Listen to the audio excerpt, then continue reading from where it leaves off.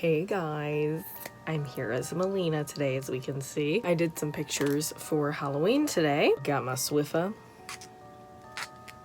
for all you nasty sinners out there. I don't know if anyone else that has earrings can go like over a year without wearing them and their ear holes never grow back, but that's me. I think I've went almost 2 years without wearing earrings and I still have earring holes. My piercing hole is still there. I need to stop saying hole. That's what she said. I'm kind of a mess today, y'all. Anyway. Hi guys, this is actually a theory that I've never heard of, and it's probably because I don't know much about Sonic the Hedgehog. I played, what was it, Sonic and Mario at the Olympic Games. I loved that game on the Wii. That's about as much as I know, and I know like there's been new Sonic movies, and I also have found some really concerning fan fiction between Sonic and the other one, not Knuckles. What's the other one that's black and red? I've seen it.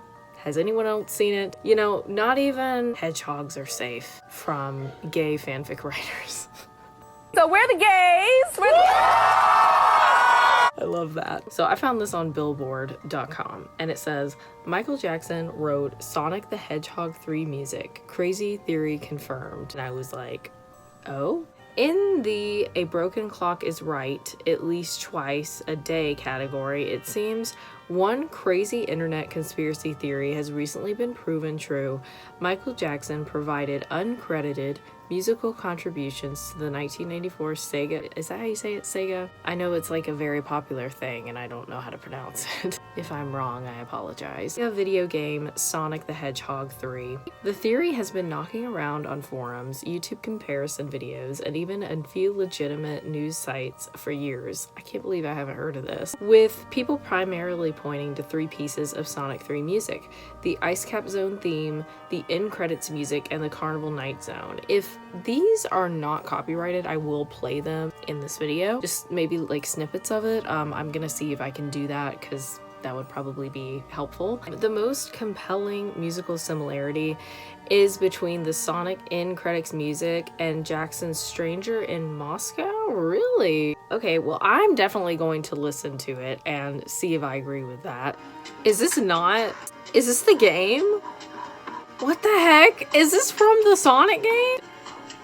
It's like, okay, it sounds like Stranger in Moscow, but with like a techno sound, like an old video game sound, but it's literally the exact same score, just with like a different instrument used, or like an electronic instrument used. That was done intentionally. There's no way. Or either people just don't realize the greatness that is that song. What the heck? Okay, that is so weird. Even the most skeptical ears should concede a Sonic similarity there.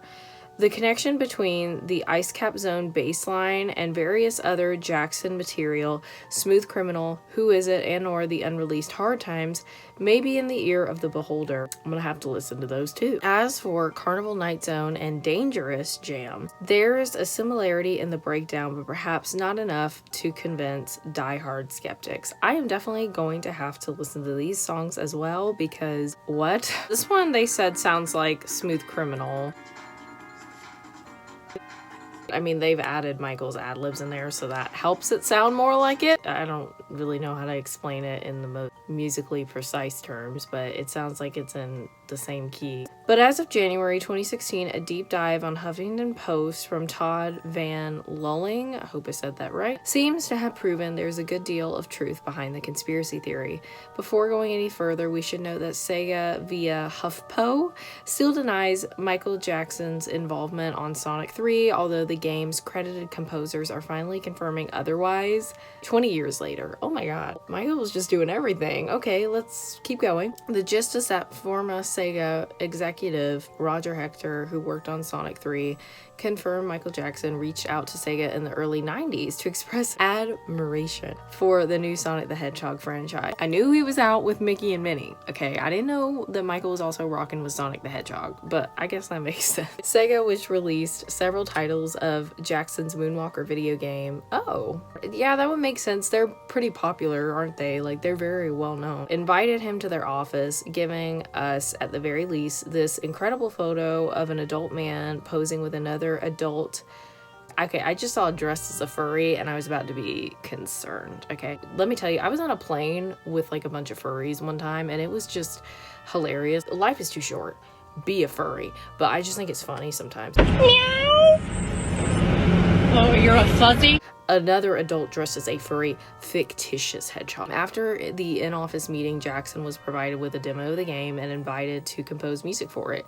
He took it from there and started making music, Hector said. After receiving music from Jackson's team for Sonic 3, Hector recalled, I was really impressed with how much of a signature Michael Jackson's sound there was in this, and yet it was all new. This is also confirmed by 3 of the 6 composers. Dang, okay, this must be true. Listed in the Sonic 3 credits, Doug Grigsby, I'm gonna mess this up, Sirocco Jones, I think, Brad Buxer, the latter of whom was Jackson's musical director. Buxer, who worked on the Dangerous album, told HuffPo how Jackson would beatbox and deliver other musical cues to his team, who turned that music into tracks for Sonic 3. I was working with Michael on the Dangerous album, he recalled, and he told me that he was going to be doing Sonic the Hedgehog soundtrack for Sonic 3. He asked me if I would help him with it. Oh my god. I mean, that's a lot of people to say that this actually happened. I mean, it wouldn't really be that surprising. I feel like Michael did a lot of stuff on the side. In this, it's like he doesn't have to do vocals or anything. He's just doing like instrumental for the game. So maybe it's not as much work versus like an album of him. Around the time Sonic 3 was in production, Jackson was hit with the allegation. Some have theorized this caused Sega to scrub his name from the project. Oh my god. While others speculate Jackson wasn't satisfied with the sound quality of video game compressed music. Either one of those could probably be true. The first one being very disappointing if it's true. Those competing theories both espouse. I've never seen that word before. Learning some new vocabulary today. I hope I pronounced it right. Michael wanted his name taken off the credits if they couldn't get it to sound better.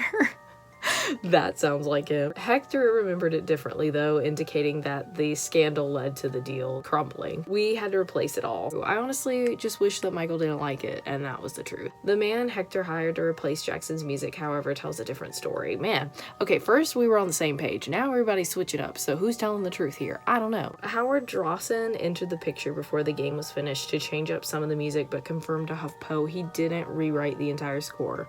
When the HuffPo writer reached out how some of the Sonic themes echoed Jackson's song structures, Joss insisted that he had written those cues. The stuff we handed in, the stuff we did, made it to the game. I wouldn't be surprised. It does, when you listen to it, it really does sound like Michael's stuff. Know that Michael Jackson worked on the soundtrack for Sonic the Hedgehog 3? Here's the full story. Michael Jackson, the king of pop, had a close relationship with Sega, even creating his own game, Moonwalker, in 1988. This connection led to his involvement in the Sonic 3 soundtrack. Although Jackson left the project and went uncredited, some of his music remains in the game, according to Sonic Team's Yuji Naka. However, later releases like Sonic Origins replaced some tracks with remastered versions from a prototype.